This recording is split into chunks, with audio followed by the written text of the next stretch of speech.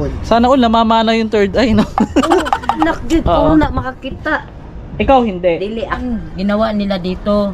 Ginatupi-tupi tapos nato ng timbangan. Ano ang favorite na palaman ng mga white lady na kinakain nila sa sandwich? Ano te? Mali, lady's choice. Dapat kinikremit pag COVID. Bakit yung iba namatay, dyan lang itinambak? Kahit wala na sila sa mundo, deserve pa ba nila ang respeto? Kanang gikalimtan ba nga wala good in adi asam. At natapos yung kontrata nila, itatambak na lang dire. Kahit sa huling hukay ay binaliwala na nga ba sila? Kumbaga wala nang magkuha.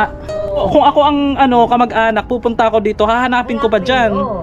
Isinakong alaala.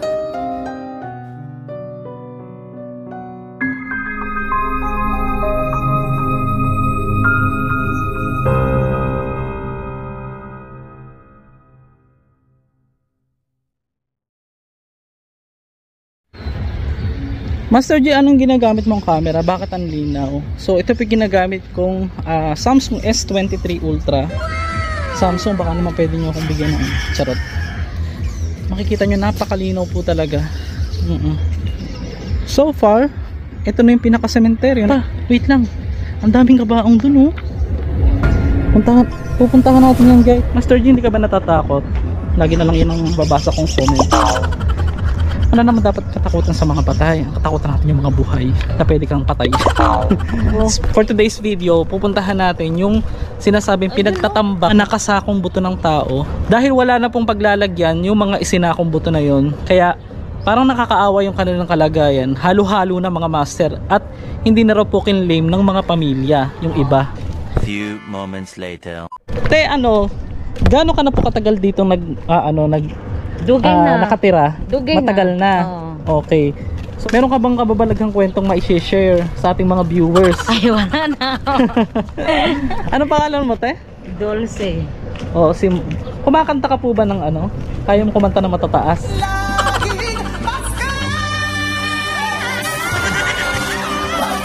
Hindi ay. So kasama natin si Ate Dulce. Yan, wala kang mabatiin, te. Wala lang ay. Tapos guys, ito palang sementeryo na to ay 100 years nang mahigit ang tanda dito po sa isang sementeryo sa Visayas. Like I said, hindi ko na po pwedeng sabihin sa inyo kung saan, baka po kasi tayo mabatas. At ito po ay temporaring isasara sa ngayon. So makikita nyo po yung mga puntod dyan. Dito mga master, may inilibing din daw dito na isang batang na engkanto. So pupuntahan din natin doon maya-maya. At unahin na muna natin, ikutin saglit ito. Eto te, alam mo kinamatay nitong magandang bata? Sa sakit. Pati ito bata pa Kinikilabutan ako. Hindi ko Bakit pag may kasama ako, lagi akong kinikilabutan guys. Pag ako lang naman mag-isa. So tignan nyo yung mga punto dito. May kabaong pati. Binibenta ba yan? Hindi. Usag ka nga dito, dire. Lapita. Ayoko. Hindi, ipipicture lang kita. Promise. Hindi kita iwanan. Pang thumbnail lang. Hindi, turo mo lang siya. Yung kabaong. Tabibiyag. Hindi, tingin ka dito. Yung pang thumbnail ba? So, yan te, hindi nyo naman pinapakailaman yan. Or, ija-junk shop or what? Walang tatanggap niyan. Hindi, kung dudurog-durugin ba? Kasi yung ibang diba, dinudurog nila yan para... Wala kasi. Kasi noon ginawa nila dito, ginatupi-tupi tapos nato ng timbangan. Walang tumatanggap. Syempre galing sa patay. Kasi alam nila na kabaong. Hindi, kung titupi-tupiin daw. Hindi pa rin halata daw. Te, bakit hinayaan? Wala na mga may-ari dyan. Patay na talaga. Hindi, patay naman talaga. Ibig sabihin ba yung kamag-anak? Kasi marami din doon, no? Ito pala ay mga na-expire na yung kontrata at iniwan na lang daw at wala na rin daw yung kamag-anak at hinayaan na lang daw. Ano yung hindi mo makakalimutan binungkal nyong patay, te? Katong gibungkal nyo, yung hindi nyo makakalimutan yung itsura or yung istorya. Di man ko kumuhilig tanaw Hindi, ibig sabihin, meron, di ba nagsusuporterera ka? May sa akin, magpalinis, Tapos yun, bigyan ako ng pera, pabili ng bigas. Lahi man ang tig, kalot, good. Lahi sa damo ka ng limpyo ra sa butsa ba. Oh. Ay, te, wait lang. Ano to? Ang dami. Ba't Te, ayan. Bakit pinagsama-sama itong mga ano dito? Ito yung palagi kong pinagtataka na bakit pati yung mga rebulto laging isinasama sa mga nitso o ipinapasok dun mismo sa loob ng mga nitso at kadalasan wala silang mga ulo. Paki-comment below nga sa mga kababayan nating taga Visayas kung para saan o bakit nila ginagawa ang mga ito na laging iniiwanan ng mga rebulto ang bawat nitso kadalasan. Gaya na lamang nito na nasa basurahan na o parang sinusunog na rin ang ilang part. Sa amin kasi sa Luzon ay wala kaming mga ganito although marami ding mga Catholic dito. Diyan ang pinagtataka ko kung bakit ganyan. Binabati ko po ng shoutout ang lahat po ng ating mga subscriber dyan sa screen. Hindi na ako nag face mask. Kamusta kayong lahat? Ikutin lang natin saglit ang sementeryong ito sa Visayas mga master. So tinitignan ko yung mga pictures nila. Ang tinitignan ko yung mismong katulad nito, isang bata may laruan dito at kasama pa yung kanilang mga magulang. Blurred na lang natin guys. April lang namatay yung bata. OMG, nakakalungkot pag ako nakakakita ng ano, mga parang dinudurog yung puso ko mga master. Ito may laruan pa dito. Palagi kong nare-realize pag nakakakita ko lalo na ng mga bata na talagang nabuhay lang ng mga ilang taon, yung iba nga hindi pa inabot ng 1 taon, na sadyang ipinahiram lang sa atin, pero hindi tayo dapat nawawalan ng pag-asa dahil may mga magagandang bagay sa likod nito at mga dahilan ng Panginoon kung bakit nangyayari ang mga ganitong bagay sa atin. Kaya magsilbing lakas ng loob na ang mga video na ating ina-upload o itinatampok ay para din sa pagpaparealize ng realidad ng buhay natin. Gaya na rin ng story ni Ate Joy na ating kaibigan na na-vlog natin noong nakaraan na isa sa ating pinakamaraming views na na-upload. Gapasen ba? Gapasin. Ano raw ang sanhi? Humina yung bagay niya. Ano daw kulang to sa buwan? Pero kulang sa 8 months buwan. lang siya. Hello baby. Ganyan talagang life natin. Okay lang yan kasi gagawa pa naman si mami eh. Hindi na nga eh. Bakit? Hindi na nga eh. Wala na. Bakit? Hindi na siya talina. Ba't ka naman nagpataliday? Eh kasi nga buhay nga siya nung nilabas ko. Ngayon kailangan daw itali? Malakas na kaya alam ko ayoko na sana. Oo. Eh wala nung choice. Kasi nagtataka ako bakit wala ka akong dumadalaw sa akin. Lahat sila wala. Tapos nung nalaman ko dahil nag-ano nga ako bakit hindi sila dumadalaw. Oo. Ayun, sinabi na nila na relax ka lang dyan at ililibing namin yung anak. Ay, gano'n agad ang pagkakasabi sa'yo? Hala. Kaya hindi ako nakapagsalita. Kahit nakakalungkot, alam mong nasa mabuti na siyang kinalalagyan. Pero itong mga lollipop na to, yung mga chocolate na yun. O hindi ako nagbukas niyan ha. Nilagay namin to dito para kay baby. Bakit sino kaya kumain? Hindi ako. Mga gutom! Actually nag-crave ako kanina, kaya lang nagdadalawang isip akong kainin baka mamaya ka ako Charot. Hindi. Ano yan, yung mga bata nag-iikot siguro. Kasi may time na may nag-iikot dito mga bata. Kasi ang cute. Marigit nga nag-makeup niyan. Ay, oo, para siyang... Ay, ibig sabihin wala na siya rito. Ano na siya, wala na siyang life dyan. Wala na. Akala ko Akala ko natutulog lang. Hindi. Wala na pala. Parang tutulog lang siya. Ito, nakasmile. Hindi kayo maano ni YouTube yun.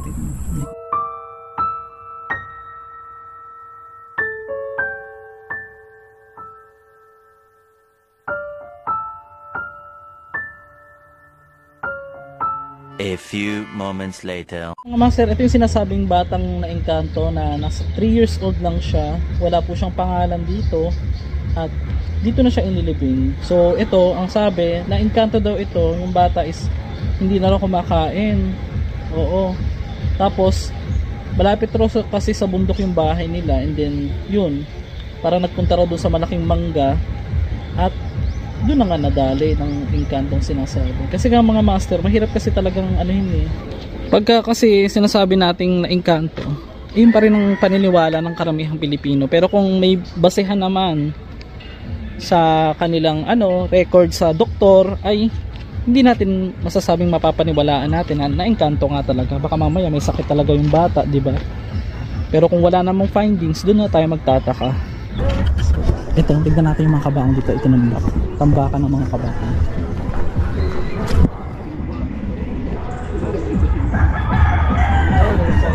Ito. Ang dami pa rin dito. Apartment. Alam nyo guys, nakikita ko yung mga bata pa sila. Ano ba? Tao ba to? Ano ko tao? Ayan mo si ate oh. Yan po kasi consider as garbage na, kaya okay lang kung ipakita kasi nakatambak lang dyan. Ah, ito yung pinakatambakan nila.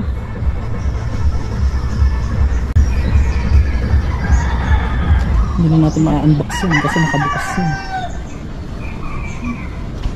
Magkakamukha ano? Tingnan mo yung design oh. Isa sigurong kumpanya yan. Sagwa ng amoy guys. So far, yan, nakatambak yung mga kabaong din hanggang dun sa kabila.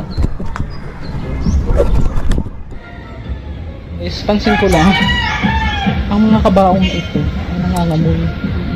May amoy sila guys eh. Ikukumpara ko kung ano yung klaseng amoy. Basta amoy bulaklak ng yung mabahong bulaklak, parang ganun. Katambak lang sila dyan. Nangangamoy talaga guys. Pasensya na, totoo lang ako sa sarili ko. Master G, ang arte mo naman. Talaga namang mabahong mga kabaong. Hindi po lahat kasi ang dami ko pong napuntahan mga kabaong. Pero yung mga yan po talaga ang nangangamoy. Sagwa ng amoy guys. Hi, hello. Diyan, maraming buto. Asa dire? Itong lahat ba na nandito, hindi na po siya Kanang gikalimtan ba nga wala good in adi asa. At natapos yung kontrata nila, itatambak na lang dire. Oh, yung iba. Kumbaga wala nang magkuha. Oh, kaning mga probinsya. Dyan Ay, sa ito na nga, Luban, guys. Oo. Sa ikot. Ay, grabe. Ang Hindi. dami. Ito. Oh, mga Sa panahon pandemic yan. Ay, may COVID. Wala, hindi. Yung maraming inilibing. Kaya Eh, yun na rin yun, te. Parang papunta na rin din yun. Na-COVID yung ilan dyan. Mga hindi, may karaan. mag-claim din yan. Hindi, ibig ko ba sabihin, te, di ba dapat kinikremate pag COVID? Bakit yung iba namatay, dyan lang itinambak? Wala, hindi ito cremate. Ang ibig kong sabihin, Sige, te, kaya mo panahon yan. ng COVID, daming nilibing. Ngayon, Tapos ito, maglilimang taon na, tanggalin na. Pandemic, hindi makapunta ang mga relatives. Kaya dito sila. Eh, paano yan, te? Pinagalo-halo na. Oh. Hindi, may Pasok ka pangalan lang. May yan. pangalan. Kaya lang hahanapin pa ng may-ari. Kung ako ang kamag-anak, pupunta ako dito, hahanapin ko pa dyan. Oo. Agay. Yan, may mga pangalan. Teka lang, wait lang. Tignan nyo guys, oh. Tanawa daw. Buti pa yung patay, buo ang ngipin. Oo, Pero tayong mga buhay, ikaw te, buo pa ba ang ngipin mo? wala na. Bakit naubos? Sabi nila pagkaroon nauubos daw, mahilig daw sa yung kumain na matatamis. Bugas. Pakinggan muna natin ang nakakapangilabot na storya ng sepulturera dito na hindi niya makakalimutan sa sementeryong ito, malapit sa kanilang tirahan. Magutikuan man to ka ng Sige, ako na magtatagalog, magbisaya lang. bagyong ilandam siguro to. Oh. Oh, karon. O karon dito sa among gipuy-an. Dito sila matutulog kasi. Diri Teka lang, hayaan mo siya magkwento. dito sa among gipuy-an kay bagyo naman to no. Oh. Yolanda to, day. Mm. Kuan. Sige, bisag usay bagyo, wala na kilabot sa bagyo, charot. Dito diri mi nilalin uban akong akong bana, akong anak. Sige. Karon kani akong anak ko babae na sila yung mga third eye. Nakakita sila. Gikan pa sa ilang papa ba na takod. Sana all namamana yung third eye, no? O, tapos, Tanang ako mga anak dito Oo. na makakita. ikaw hindi. Dili O, ako. Di ngayon, karon- ano yung, sige, te. Karon gato tayo pag ana ni Arjun Bill ako ba, ma. Kita ka anang babae mga nang naglupad ba niya white tail. Kanang Oo, walang naglutaw. paa. Correct, Oh, white oo. lady. Pag ana na ako sus bit ako mga anak hugong ni padung dito sa pisina ba. Ano ang favorite na palaman ng mga white lady na kinakain nila sa sandwich? Ano te? Mali, lady's choice.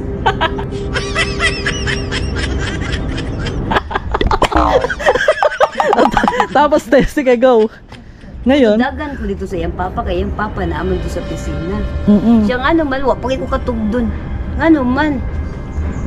Kung dili adto, di na ko ka-story ko, adto lang lagi. Siya nga naman lagi ko, dili na ko ma-explain. Siya unsa lagi.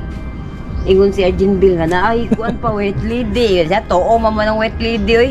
Uto dito rin, himihag tapok kay tanan. Oo. Kita naman siya TV ato. So, nung nakita ng anak mo yung white lady, ilan silang nakakita ng anak mo? Isa lang. Pero lahat Pero sila ako nakakakita nakita. talaga. Ako nakita, murag ana, murag. Oo, parang mabilis lang. Anong taon yan yung may bagyo? Katong Yolanda. Tiud na, pero na jud daghan diri. Yan ay kausa nakakita po akong banan di Nakakita yung asawa mo ng bata ilang isundan diri. sumunod yung bata papasok dito. OMG. Sundan, anak ko sila. Eh, ang dami naman kasing patay. Kung ako man ang ang ano dira, ang ang kamag-anak, maglisod ko hanapin. Di maglisod kay. Kunyari, let's say, nandito yung lola ko kasi patay naman yung lola ko, guys. Saan ko hahanapin dito yung pangalan ng lola ko? Isa hon. Agay. Uy, paggawas. Ala. Tingnan nyo nga, Kana wala nang Yung isa kompleto pa yung ngipin, Naka-veneers ba yan? Ano ba yung postiso ba yan? Totoo? Tanawa daw? tinuod. Ay, totoo. Tinuod. Mm. Shoutout sa ating mga amiga dire sa Visayas. Kay nakakita tayo ng daghan kaayo ng mga bukog dire Apo. na hindi na po makiklaim. Katulad nito, paano po nila masasabing makiklaim nila yan? Ipinaghalo-halo Wala na. Walang walang nilagyan ng picture dito, yung parang murag kinulam ba? Daras dakong kus kaya magkulang-kulang. Sa dapit dara. Ayon kay ate ay minsan nakakita raw sila rito ng mga mangkukulam na naglalagay doon ng mga larawan at yung iba ginagamit niya ang mga bungo para mas effective ang kulam sa malaking krus na ito. Dahil nga kahit sino na lang ay pwedeng pumasok sa chamber na ito na tinatawag nga nila o lagayan o imbakan ng mga buto, ay yung ilang mangkukulam dito kumukuha ng kanilang gagamitin dahil nga ito ay naka-open lang at hindi pa rin nailalak. So ito sila guys. Ala. Grabe no, ang dami.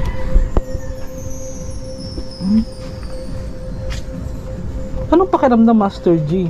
Bakit pag ganyan pumapasok ka sa napakaraming patay? Wala lang po. Kasi wala naman po mga espiritu yung mga yan Ang inaano natin dito yung ibamit. Ang sabi ni ate kanina, ginagamit daw sa kulam yung ibang mga bungo dito. Nakikita nyo mga patay na ito ay mga nakasako dito po sa Visayas at wala na pong kukuhang mga kamag-anak, mga master. Sabi ko, kung titignan dito mga master, para silang alam mo yung sa payatas, yung nandok ng basura. Parang ganun. Ano naman tayo, ang dami.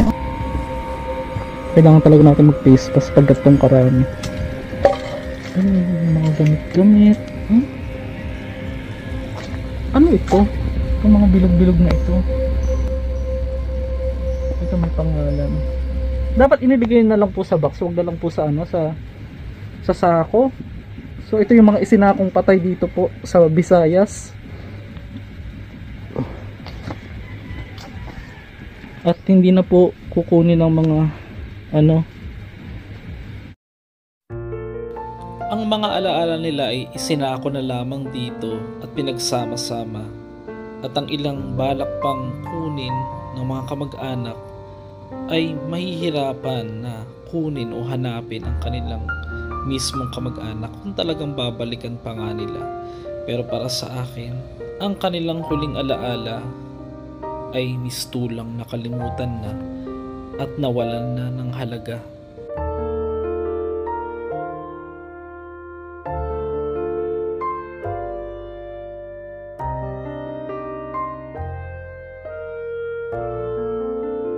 Ay, halos kasing edad mo siya.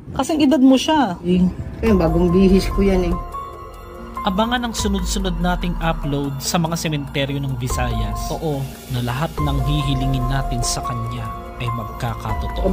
Ay binabantayan ito ni Lola. Amazing.